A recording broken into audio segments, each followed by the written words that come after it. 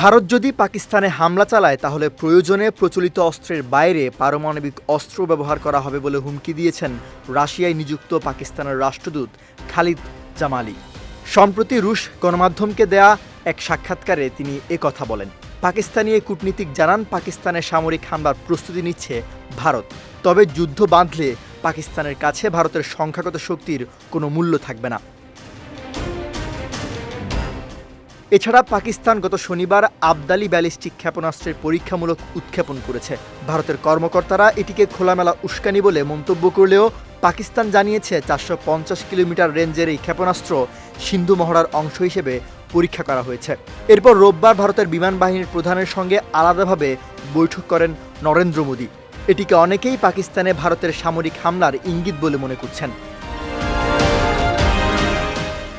এদিকে বার্তা সংস্থা পিটিআই জানিয়েছে, সিন্ধু নদ চুক্তি বাতিলের পর পাকিস্তানে চেনাব নদীর পানির প্রবাহ বন্ধ করে দিয়েছে ভারত সরকার। অপরদিকে কৃষ্ণগঙ্গা বাঁধের মাধ্যমে ঝিলাম নদীর পানি আটকানোর পরিকল্পনাও করা হচ্ছে বলে জানায় সংবাদ মাধ্যমটি। মূলত পেহেলগাম হামলার একদিন পর জরুরি বৈঠকে বসে ভারতীয় প্রধানমন্ত্রী নরেন্দ্র মোদী পাকিস্তানের সঙ্গে সিন্ধু নদ চুক্তি বাতিলের ঘোষণা দেওয়ার পর এসব ঘটনা ঘটে। অন্যদিকে ভারতীয় সংবাদ মাধ্যম এনডিটিভি জানিয়েছে, ভারত পাকিস্তান উত্তেজনা নিয়ে জাতিসংঘের নিরাপত্তা পরিষদ রুদ্ধদ্বার বৈঠকে বসতে চলেছে।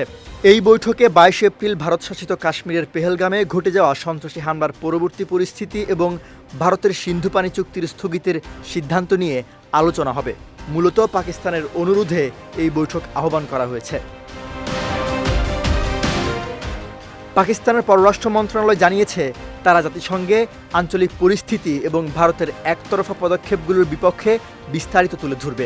পাকিস্তানের কূটনৈতিক উদ্যোগকে আন্তর্জাতিক সম্প্রদায়ের সামনে সঠিক তথ্য উপস্থাপনের অংশ হিসেবে দেখছে বলে জানিয়েছেন বিশ্লেষকরা। সৈয়দ নওশাদ, বিজয় টিভি, নিউজ ডেস্ক।